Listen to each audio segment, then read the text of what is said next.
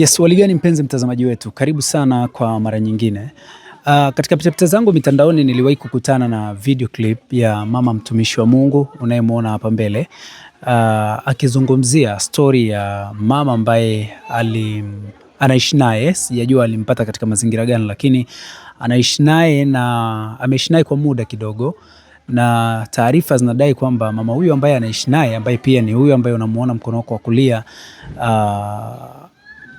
alipotea miaka takriban 22 hivi iliyopita.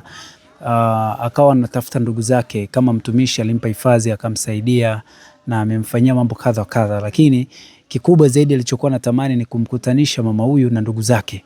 Hasa hatujajua mama alipotea katika mazingira gani, lakini vile vile mtumishi wa Mungu alimpata wapi hadi akaamua kumsaidia. Leo tumeamua kuja kuzungumza na mtumishi mwenyewe, na ikiwezekana tutapata neno japo ndogo kutoka kwa mama mhusika, japokuwa nasikia kwamba hayuko vizuri zaidi kwenye swala nzima la kuzungumza. Shikamoo. Marhaba, Bwana Yesu asifiwe. Amina, unaendeleaje? Naendelea vizuri. Leo ni Jumapili nyingine njema, naona umependeza na vazi la kiaskofu. Asante. Kama nilivyoeleza hapo awali, sababu ya sisi kuja kukuona ni kutokana na zile taarifa, ile video ambayo niliona ya kwako, ukizungumzia mama ambaye uko naye hapa kwa muda, na ukieleza kwamba taarifa zake ni za kuwa alipotea nyumbani kwao miaka takriban 20 na uko naye unatafuta ndugu zake. Kwanza nataka kujua mama ni mtu wa wapi? Ni mtu wa Bukoba. Bukoba. Bungengele. Nadhani kabla tujaenda kujua kwake moja kwa moja, ingekuwa vyema kwanza waumini wote dunia nzima wanaomkubali Kristo waweze kujua wewe ni mama mchungaji ambayo unahudumia kanisa gani? Mimi naitwa Pastor Vero, ni missionary. Ninatumika kanisa la Chanzo cha Uzima Tanzania. Ndio. Okay. Sawa. Unasema mama alitokea Bukoba. Ndio. Ulikutana naye katika mazingira yapi? Alikuja kama muumini kanisani. Ndio. Alikuja kama muumini. Ndio. Baada ya kuja kama muumini, kwa zile taarifa zinadai kwamba ana changamoto za kuzungumza na labda kuna baadhi ya vitu anaonekana viko sawa kwa upande wake. Alikuja kama muumini, baada ya kuja kama muumini wako nini kilitokea? Alifika kama muumini, lakini mara kwanza nilipata shida kwenye kujua ametokea wapi, kwa sababu alikuwa asikii na wala alikuwa haongei. Kwa hiyo baada ya maombi kama miaka 2 ndipo ambapo alifunguliwa, akaanza kusikia na akaanza kuongea. Hata kama mkianza kuongea mnaelewana nini mnaongea. Kwa hiyo baada ya hapo ndipo ambapo sasa akaanza kujielezea mahali ambapo ametoka na kila sehemu. Ndipo ambapo sasa nikaona ni vyema nianze kumfuatilia ili kufahamu ndugu zake. Sawa. Ndio. Miaka 2 alikuwa huwezi kuzungumza naye kwa sababu alikuwa bado yupo kwenye hizo changamoto, hawezi kuongea na nini. Alivyokuja kanisani mara ya kwanza, alikuja hakuondoka au ilikuwaje? Alikuja mara ya kwanza akaondoka, akaja mara ya pili, mara ya tatu hadi ukaamua kumchukua au ilikuwaje? Alikuja kanisani kama mshirika. Kwa hiyo alipofika kanisani alifika jumla. Alifika tukampokea na tukawa tunafuatilia mazingira anapokuwa anaishi. Kwa hiyo kama ni wakati mwingine chakula tunampelekea, au muda mwingine anafika hapa kanisani kwenye shirika la watoto naye yumo anapewa chakula. Ndio. Zamani alikuwa akiishi wapi? Zamani kabla hajafika Kongoe alikuwa ametokea Dar. Yuko Dar es Salaam. Ndio. Alikuwa anaishi kwa nani Dar alivyokuambia? Alisema alikuwa anafanya kazi za ndani. Alikuwa anafanya kazi za ndani. Ndio. Alikueleza nini ambacho kilimtoa huko alikokuwa akifanya kazi? Kwa hapo hata yeye mwenyewe anasema hakujua, alistukia tu yupo huko Kongoe. Alishakueleza kwa ufupi kuhusu historia yake ya namna alivyotoka Bukoba hadi akafika Dar? Ndio, alishaeleza. Alisemaje? Alisema kwamba alitoka, kwamba watoto wake kwanza walifariki 5. Kwa hiyo baada ya hapo nadhani alivurugwa kidogo akili. Kwa hiyo baada ya watoto 5 kufariki ndipo akaamua kuondoka. Kwa hiyo alitoka kwamba vile anapoenda akafie huko. Kwa hiyo ni kwa neema tu ya Bwana mpaka leo yupo na anaishi. Ndio. Alikwambia Dar alifika mwaka gani? Kusema da alifika mwaka gani na hata akumbuki. Hata ukimuuliza yeye hata ukumbuka ni mwaka gani. Nakumbuka katika ile video clip yako ulisema kwamba amepotea zaidi ya miaka 20 iliyopita. Amepoteana na ndugu zake. Ulijuaje kwamba ni miaka 20 iliyopita amepoteana na ndugu zake? Alisema yeye mwenyewe. Alisema yeye mwenyewe, pia ukilinganisha na umri wa mtoto wake ambaye anaeleza kwamba alizaa mtoto mwaka fulani, kwa hiyo kulikata na ule mwaka na mwaka huu tuliofikia ukipiga hesabu inafika miaka 20 au 23. Ndio. Alifiwa na watoto 5 kwa mujibu wa maelezo ambayo umeniambia. Ana mtoto ambaye yuko hai? Ndio, wa kwanza. Mtoto wake wa kwanza. Wa kike wa kiume? Wa kiume. Anakumbuka hadi sasa alimwacha wapi? Anasema wakati anatoka kule alimwacha tu kwa babake. Kwenye ile video ulielezea kwamba nia ya kufanya video ile ni kutafuta ndugu zake. Ndio. Vipi, ulifanikiwa kuwapata ndugu zake?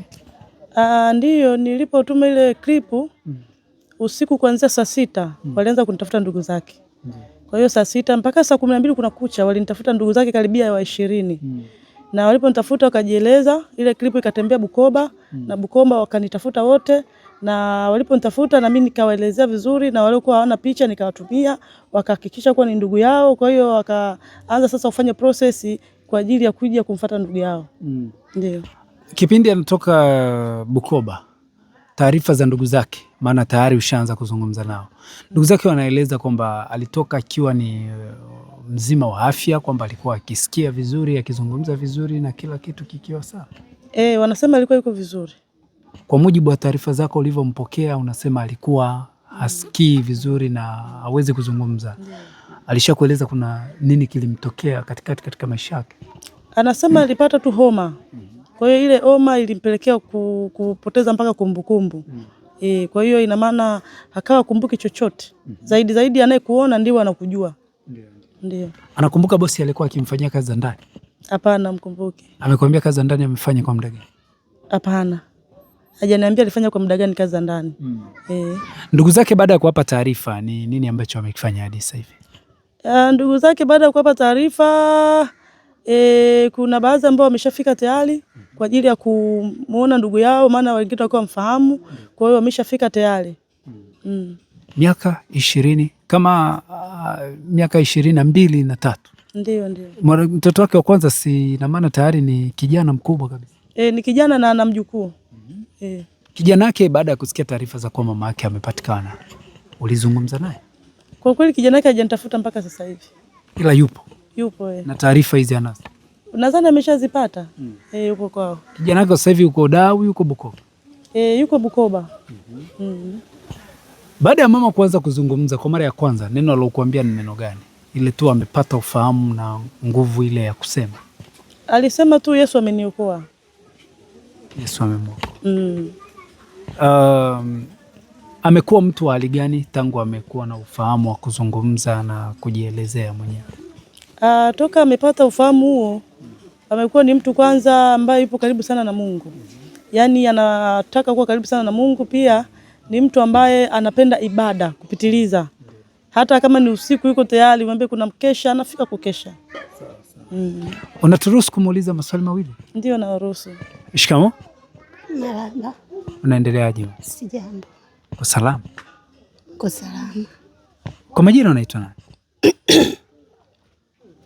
Esther. Naitwa Esther. Esther Richard. Esther Richard. Unakumbuka ulitoka wapi? Unakumbuka ulikotokea nyumbani? Nilikotoka nyumbani. Tulikuwa tunakaa shuleni kama hivi. Sisi tuko hapa. Wapi huko? Bukoba.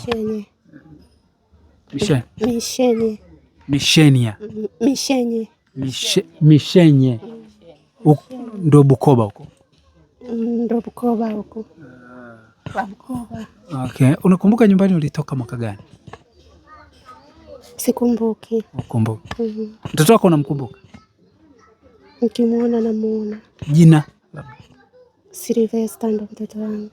Sylvester? Sylvester. Ndo kijana wako wa kwanza? Ndo wa kwanza. Unajisikiaje tangu umekuwa kwenye mikono ya mama mtumishi? Nashukuru Mungu na Yesu Kristo. Wamemtuma huyu aweze kuniponyesha. nilikuwa vibaya, lakini nimepona, nashukuru Mungu. Nilikuwa nimeshapona kabisa, na huku nimekaa huku akanichezea tena, lakini Yesu ananishika kila wakati. Hata muda huu nakuja na yeye, narudi naye. Amen. Amen.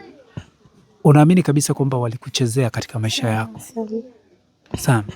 Pole sana. Asante, ubarikiwe. Unahisi nani alikuchezea? Siwezi kumjua.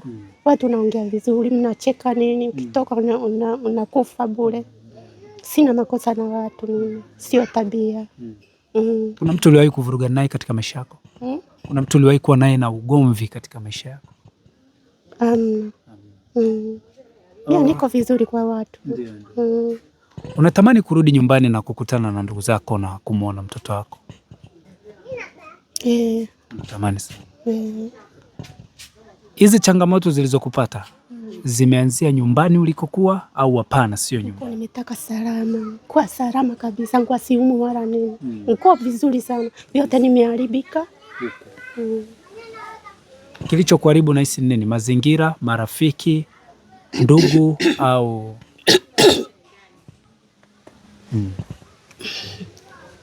basi huku alioniharibu sana sana ni kama wamama, watu wakubwa. Ndio walipo wao. Ulikuja da ukaanza kufanya kazi za ndani? Kazi za ndani. Tena wananifuata kabisa, mimi mzuri sana kwenye kazi. Nilikuwa nafanya vizuri sana. Wanifuata kuja da pale. Nilianzia pale da. Nilifanya kama miezi miwili. Nikauma ghafla pale pale. Macho nilikuwa sioni, hata wa karibu sioni chochote. Pole sana. Asante. Bas, pole sana mama. Naamini hadi hapa ulipofika kama unavyosema Mungu kaisha kuokoa. Na nadhani mwanga mwingi unakuja mbeleni. Tumshukuru pia mtumishi ambaye Mungu amemtumia yeye kukufikia na kuokoa maisha yako. Kikubwa zaidi tuombe Mungu kuanzia leo uwe na safari mpya, ukutane na familia yako, mtoto wako naamini aliko pia ana kiu sana ya kukuona. Tungekuwa na maswali mengi ya kuuliza, lakini mengine tunahisi kwamba yanaweza yakakumbusha machungu ambayo labda tayari. Kwa babake. Ulimwacha kwa babake? Babake kabisa. Nilimwacha kwa babake. Mimi nanda mizunguko mimi. Hivi kule nyumbani ukiulizwa mtu unayemfahamu sana ndugu yako, utataja jina la nani? Mtoto wangu. Mtoto wako. Lakini katika wale ndugu zako leo tayari. Mtoto wangu Sylvester. Babake unakumbuka jina? Babake? Hamna. Na sikumbuki. Sawa. Ulikuwa na ndugu zako wadogo zako au kaka zako? Wadogo wake? Wadogo zako wewe. Ulikuwa na ndugu zako ambao ni wadogo zako au kaka zako? Nilikuwa dada yangu, nilimwacha kule na kuja huko, alikuwepo dada yangu wa kwanza, mimi wa pili. Anaitwa nani dada? Sikumbuki sasa, kuongea shida mimi. Pengine naongea vingine vinakataa. Sawa. Basi sawa, nirudi kwa mtumishi. Kwa ili daraja ambalo Mungu amekutumia wewe kumpitisha mama, una nini la kumwambia Mungu? Mimi niseme kwanza ninashukuru kwa jambo hili. Pia hata ninashukuru kwa kuwapata ndugu zake. Kwa sababu hata kwenye mtaa ambao alikuwa anaishi, napo walikuwa wanatafuta njia gani huyu mtu jinsi ya kusaidia. Kwa hiyo mimi nikamwambia kwa kuwa nina uzoefu na hii kazi, hebu ngoja niangalie tujue jinsi gani ambavyo ninaweza nikawapata ndugu zake. Ila naamini nitawapata. Na kweli Mungu amejalia nimewapata. Ndio. Okay. Mimi kwa kumalizia niseme tu Bwana Mungu asifiwe. Amina. Bwana Yesu Kristo asifiwe. Amina. Barikiwe sana. Asante sana. Amina.